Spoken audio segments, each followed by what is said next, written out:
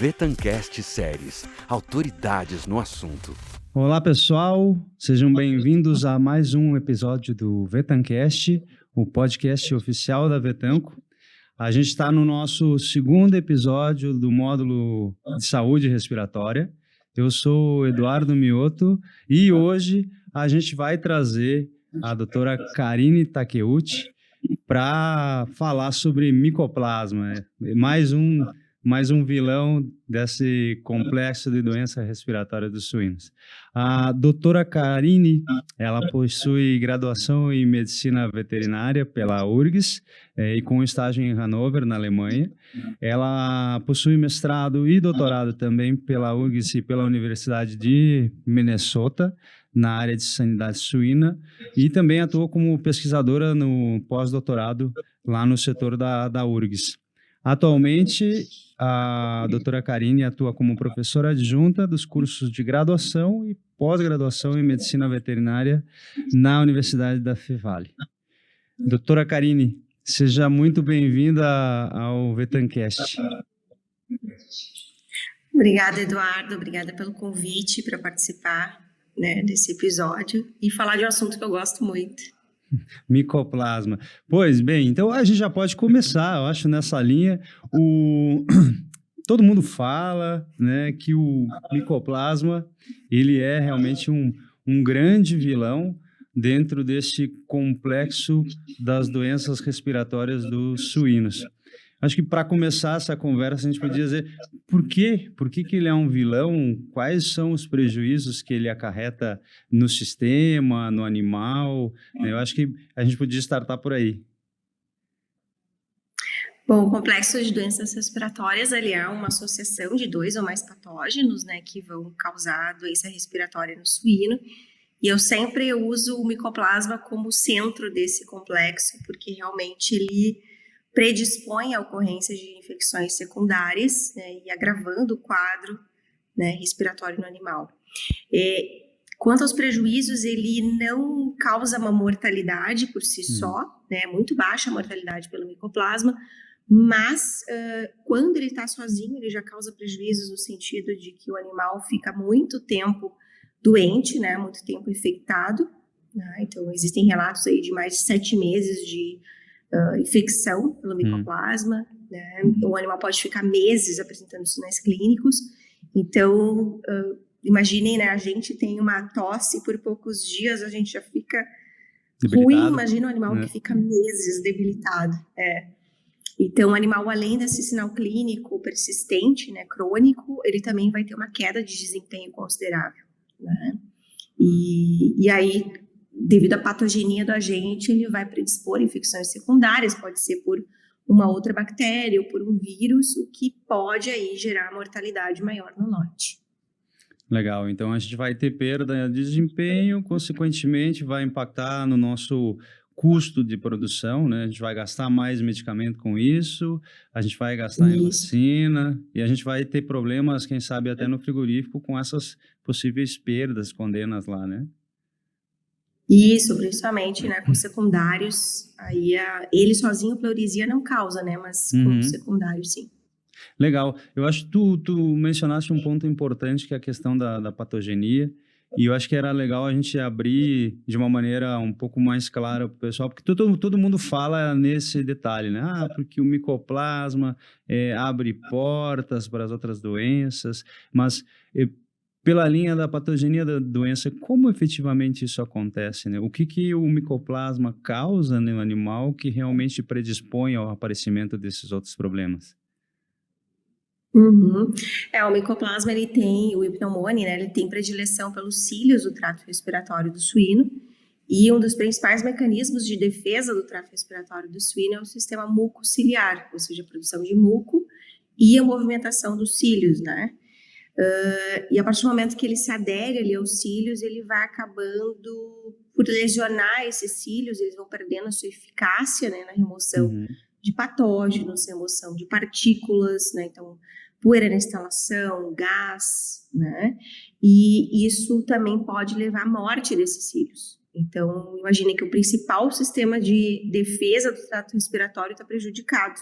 Então, consequentemente, ele fica predisposto, né, a infecções secundárias. Por isso é muito comum, né, o micoplasma não estar sozinho, e sim associado a um outro patógeno. Legal, muito legal. Eu acho que isso que é importante, a gente precisa deixar claro para o pessoal o porquê que as coisas acontecem, né? Todo mundo fala, mas são poucos os que realmente entendem desse negócio. Nessa última frase sua, né? O micoplasma dificilmente vem sozinho.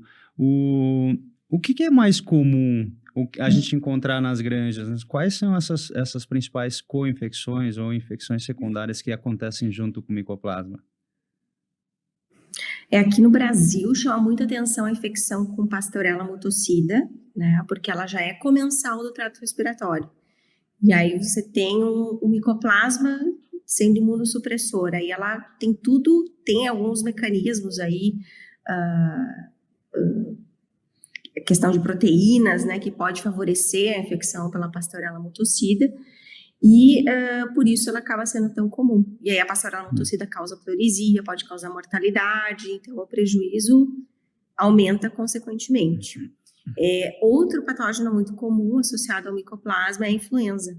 Né? A influenza também ela é endêmica, né, em todas as granjas, né? A gente não trabalha com erradicação de influenza, então acaba sendo complicado a gente controlar ela quando a gente tem um agente imunossupressor, como o micoplasma. Né? E muitas vezes a gente associa a influenza só com creche, né? Quando na verdade, na terminação também a gente pode ter com infecções de micoplasma como influenza, né? Então acaba sendo comum também.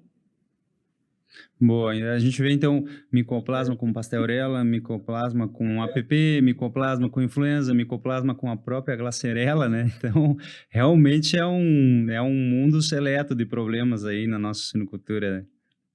As combinações são inúmeras, né? E aí tem um fato que é importante que a gente mencione também, que é o seguinte, o próprio micoplasma, né? A gente não tem uma cepa só de micoplasma hoje circulando, ou não, a gente tem mais cepas. E essas cepas, elas diferem entre si na questão patogenicidade, sinais clínicos. Como é que é esse negócio? Até pouco tempo atrás a gente achava que eu sou positiva para Mycoplasma pneumoniae, meu vizinho também então é a mesma coisa, a gente pode misturar os leitões que não tem problema, né? Mas com o avanço aí das técnicas moleculares, a gente conseguiu rastrear melhor essa questão de variabilidade de micoplasma. Então, existem também combinações inúmeras para variantes de micoplasma. Tá? Então, existe sim diferença. E também existe diferença de patogenicidade. Então, existem cepas de baixa, média e alta patogenicidade. Inclusive, um animal, se ele for infectado por uma cepa de baixa patogenicidade e se infectar novamente com uma de alta patogenicidade, ele pode se reinfectar e apresentar sinais clínicos, lesões ainda mais graves. Então, não existe proteção cruzada entre cepas com tanta diferença de patogenicidade, né? É quase como se fosse um novo problema na granja, né? Exatamente, exatamente. Bom. Pensando um pouco mais agora prática, assim, eu tô dentro da granja, tosse por tosse, daí às vezes o pessoal confunde, né? Escuta o animal tossindo, será que é micoplasma ou será que é influenza, né? Que são as mais comuns. Pensando numa timeline, pensando na infecção, na característica dessa tosse e na disseminação dessa tosse dentro do lote, como é que eu dou uma mão para o pessoal saber assim, isso aqui pode ser micoplasma ou quem sabe seja mais característico da influenza? Tem uma característica aí mais lenta, ele assim é o oposto da influenza, né? Ele tem uma característica mais lenta, então a taxa de transmissão é de 1 para 1, então um animal infectando um suscetível apenas, então é uma difusão extremamente lenta dentro da granja. Geralmente quando a gente tem um problema numa terminação, em qualquer semana que a gente for visitar vai ter animal tossindo. Tá? Não é uma coisa que chega e passa rápido como a influenza, né? Que normalmente uma semana desaparece. Então essa difusão é lenta, a infecção ela tende a ser, quando é simples, né? Tende a causar uma tosse mais seca e não produtiva. Mas como geralmente ele está associado com outro patógeno, como a pastorela, por exemplo, aí ela pode se tornar produtiva, né? E no caso da influenza, já a taxa de transmissão é muito alta, então um animal infectado normalmente infecta 10 animais suscetíveis, então ela chega e dissemina muito rápido no plantel, né? A gente tem vários animais apresentando sinais clínicos e dá uma semana desaparece da granja, né? E além de não ser responsivo a antibióticos, né, no caso da influenza. Então, existe essa diferença, mas claro, a gente consegue ter um diagnóstico presuntivo, né? O ideal é a gente selecionar o animal, fazer uma necrópsia, né? E também não só se basear com a macroscopia das lesões, porque na infecção por influenza, né, na fase inicial, a lesão é muito parecida com o micoplasma. Então, somente na macroscopia a gente não tem certeza de nada, só fazendo, né, um histopatológico, uma detecção laboratorial. Legal. Essa pergunta é importante. Às vezes a gente fica na dúvida na prática, né? Como tu mencionaste, né? Aquela hepatização pulmonar clássica do micoplasma, hoje a gente já pega ela na questão influenza também e realmente, como tu disse, a gente fica na dúvida. Então, e eu tô lá no campo, abri esse animal, eu tô na dúvida... O que eu coleto, né? O que eu coleto para tirar essa minha dúvida? O que eu mando para o laboratório? De que jeito eu mando? E que exames eu peço para confirmar esse meu diagnóstico? Tem duas possibilidades, né? No animal em vivo, o que eu mais utilizo é o PCR, né? O ELISA, ele é muito complicado da gente interpretar, porque todo mundo vacina os animais, né? Então vai dar positivo. Agora, no PCR, a gente consegue detectar, né, o material genético do micoplasma, então a gente consegue ter uma ideia se o animal ele está excretando o agente, né? Então, em vivo seria o PCR, né? Tem que ter um cuidado aí com o tipo de amostra. Então, a maioria das pessoas vão pelo mais fácil, que é o caso, por exemplo, mesmo que se usa para influenza, que é fluido oral, da baia, né? Ou suave nasal, que também é muito fácil, só que não funciona para micoplasma. Tudo no micoplasma a gente tem que lembrar que é difícil. Então, o diagnóstico em vivo também é mais complicado, a gente tem que fazer aí ou um swab de laringe, né, ou que hoje é o mais sensível, que a gente já descobriu, que é o coleta de muco intratraqueal, né? Então, tem essa dificuldade de ter que, né, conter o animal, precisar de pessoas para fazer essa contenção, usar abridor de boca, né? Então, é mais complicado, né? E no caso de uma necrópsia, né, a gente poderia fazer uma coleta de fragmento, né, do pulmão, mandar para a histopatologia e a gente vai ver pela característica de lesão, né, no micoplasma a gente vai ter mais uma característica de hiperplasia de Belt, né, que é mais característico, e no caso de uma influenza, por exemplo, a gente teria a hebrocolite necrótica, né, que é mais sugestivo de influenza. E também, né, dá para a gente recorrer a técnicas moleculares também, no caso de uma necrópsia, né? Aí, por exemplo, o swab bronquial é bem interessante para a gente detectar os agentes. Show. Muito bom, muito bom. Era isso que eu queria realmente com a nossa conversa, né? Deixar bem prático para o pessoal que está lá no dia a dia. Pensando também nessa linha, a gente está falando que eu tenho várias cepas de micoplasma, vários agentes secundários, mas especificamente desse primeiro agente, pensando como dentro da granja, como é que o micoplasma ele entra ou como é que ele se perpetua? Aí, mais nessa linha, eu poderia dizer que, quem sabe, a leitura tem um papel fundamental nesse negócio, ou quem sabe até mesmo a leitura seja o vilã dessa disseminação do micoplasma dentro da granja?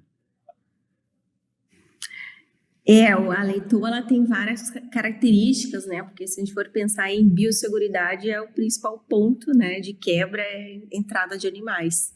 Mas é inevitável, a gente tem que fazer reposição de plantel, né? Mas para micoplasma acaba sendo um problema porque são animais que ainda são jovens, são animais que podem vir a se infectar, né? Então, ou já chegam contaminados, né? Ou eles se infectam na granja. E pelo grau de cronicidade, né, da infecção, que a gente falou, pode ser detectado por mais de 7 meses, né, o agente. a gente tem que pensar em estratégias para que essa fêmea seja exposta e não chegue ao parto contaminando a sua leitegada, né? Porque esse é o ponto crítico. Se ela entra na granja ou entra em contato com outros animais, ela pode difundir uma cepa diferente, se for o caso, uma reposição externa positiva, né? Ou ela pode contaminar os leitões durante o aleitamento, né? A lactação. E esse leitão é desmamado positivo, e daí aí começa o problema, né? Todo ele problema. Desmamado positivo, na creche passa para outros, na terminação continua, e é onde estoura, né? A terminação, principalmente ali por volta dos 100 dias de vida, é quando começa a estourar o problema. Clinicamente a gente vê o problema. Só que é difícil, né? Porque o produtor, dada a terminação, né, ter um problema, mas na verdade quem tinha que controlar era lá na recepção, né, na recepção da leitura.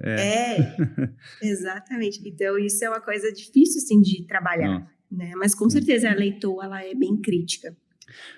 Eu sei que a aclimatação de leitoa ou preparação de leitoa dá uma outra conversa de várias horas, mas aí, rapidamente, assim, algumas dicas de o que eu poderia fazer para facilitar essa aclimatação dessa leitoa, ou o que eu não deveria fazer para dificultar a aclimatação dessa leitoa, para evitar justo isso, né? Essa contaminação dos leitões na maternidade e depois essa disseminação para o resto do sistema. Existem diferentes técnicas de aclimatação, né? Aí, como tu falou, dá um podcast só disso daí, né? É enorme esse assunto. Mas, basicamente, assim, de cuidados, né? Lembrar que não só a leitoa de reposição negativa, mas também a positiva tem que ser aclimatada, né? Da origem positiva também é suscetível. E ter a ideia de que o animal ele tem que se contaminar quando ele chega. Não, porque não adianta a gente ir empurrando o problema, porque uma hora ela vai se contaminar. Então é melhor ela chegar e já se contaminar, né? Isso é uma coisa que foi difícil ao longo dos anos a gente mudar. Convencer o pessoal. Convencer o pessoal, ela tem que ficar doente, né? Então, o primeiro passo, assim, é ver se ela está sendo vacinada, né? A vacinação, ela tem que ser feita. E também, né, a gente reduzir o uso de antibióticos, antimicrobianos nessa chegada, né? Então, geralmente, o pessoal já sabe que ela vai ficar doente e coloca ali o melhor antibiótico que existe no mercado. E aí ela não se contamina, só que depois, quando tu tira o antibiótico, ela vai se contaminar mais próximo do parto, né? Então, isso aí problema. Que é importante. Legal, muito legal. Bom, eu acho para nós ir fechando a questão desse painel, a conversa é boa, mas passa muito rápido, né? A questão controle, quem sabe prevenção já é mais difícil, mas de uma maneira geral a questão do controle do micoplasma, né? Como é que eu faço esse controle? E quem sabe a gente dividiria isso, o controle mais imediatista, assim, com a questão antimicrobianos, quais são os mais recomendados, e aí depois realmente numa forma mais longo prazo, a questão vacinas, um pouco do protocolo de vacina. A gente pode falar um pouco disso? Sim. Quanto a medicações, é difícil a gente ter certeza do que funciona para micoplasma, porque, como eu falei, tudo nele é mais difícil, então isolar micoplasma é um pepino, assim, né, do laboratório. Então, a gente não faz como rotina um antibiograma, uma concentração inibitória mínima para a gente, né? Então, existem dados de literatura, mas é muito, muito raro. Então, a gente acaba usando mais, assim, o que funciona, né? Na prática, o que funciona... Tentativa e erro. Isso, tentativa e erro. Então, existem aí várias classes de antibióticos que a gente pode usar para micoplasma, né? Mas lembrar sempre de fugir para aquelas que o micoplasma já tem uma resistência intrínseca, né? Então, beta-lactâmicos, cefalosporinas, jamais utilizar, porque não vão ter efeito para micoplasma. Mas os outros, né? Nicosamidas, pleurometilinas, macrolídeos, né, eles têm um efeito bom para micoplasma, né? Quanto à vacinação, é super recomendada, né? Existem N vacinas no mercado, elas são muito parecidas entre si, né? E tem a mesma característica que, na verdade, é uma característica bem comum das vacinas para suínos, que é não impedir a infecção. Né? O animal ele vai se infectar mesmo vacinado, né? Isso às vezes é difícil de entender, mas a gente vai ver que há uma redução significativa de sinais clínicos, de lesões pulmonares depois no frigorífico, e também uma melhora, né, no desempenho desses animais. Então, com certeza a vacina tem que ser utilizada, né? Mas também a gente não só jogar o controle em cima de vacina e antibiótico, né? Só no produto. A gente também tem que pensar ambiência, né? Às vezes o animal está tossindo, mas na verdade nem é micoplasma, né? Ou influenza. É porque o ambiente está horrível, né? Tem muito gás, muita poeira. Então, isso aí tem que ser controlado também. E também focar na aclimatação de leitoas, que é o que a gente estava comentando, né? Então, são várias coisas, vários fatores importantes. Muito legal.